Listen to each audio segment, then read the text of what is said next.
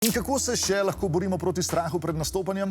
Dihanje. Preden greste na oder, si vzemite 5 minut za globoko dihanje ali meditacijo. Deluje. Oglejte si publiko. Pred nastopom pejte v dvorano, oglejte si gledalce, poglejte, kako se vidi na oder, lahko se tudi pogovarjate z ljudmi. Glavno je, da štekate, da nič ni tak bav, kot se vam zdi v glavu. Ko ste na odru, ne gledate ljudi v oči, ampak gledajte pol metra nad njihovimi glavami. Na ta način ne boste videli gram piketov v publiki, plus, če ima nekdo res lepe oči, se ne boste izgubili v njihovih globinah. In kilometrina. Več kot boste nastopali, manj boste živčni. Tako da nastopi. Lahko pa tudi vprašate kakšnega igralca, kako se on ali ona sooča s tremo. Sam, kje bi našel kakšnega igralca? Trema. Trema, kako se znebiti treme? Trema, to je en tak zanimiv koncept. Ja, mogoče se ne moreš nikoli popolnoma znebiti, ampak si pa lahko pomagaš s kakšnimi vajami za telo, kakšnimi ogrevalnimi vajami za glas, kakšne dihalne vaje, meditativne vaje in pa predvsem pomembno je, da si nabereš čim več izkušenj.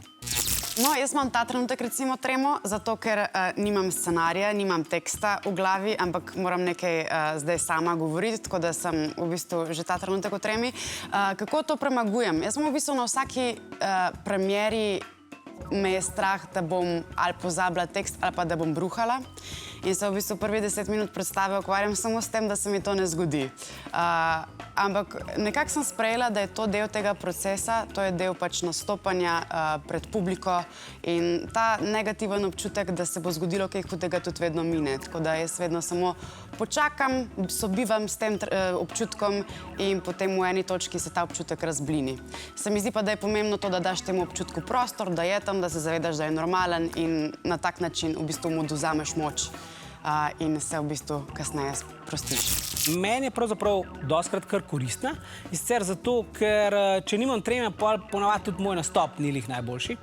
Je pa res, da mogoče najbolj hecna taka stvar, ki se mi je zgodila, je, da sem enkrat prišel na oder, povezoval sem neko prireditev, dosti nekih uglednih gostov je bilo in takoj, ko sem prišel gor, sem opazil, ko sem začel brati te listke, da so te listke narobe obrnjeni. Nekako sem potem speljal do konca, tako z malo vratom po stran, ampak mi je ratal. Sem pa pol zadaj zašvicen, hitro se pobrisal in šel nazaj na oder. Si pa vedno to tremo nekako predstavljam kot eno tako kroglo energije, ki mi lahko tudi pomaga, kot da bi šel recimo, ne vem, z enim vlakcem smrti tako počas gor in ti veš, da bo prišel ta prepad, ki te bo ful strah, zdaj pa lahko zapreš oči, pa te to stisne, lahko pa to vzameš kot nekaj ful dobrega, pa se začneš dreti, pa veseliti, pa te v bistvu ta adrenalin požene in pol narediš toliko boljši nastop.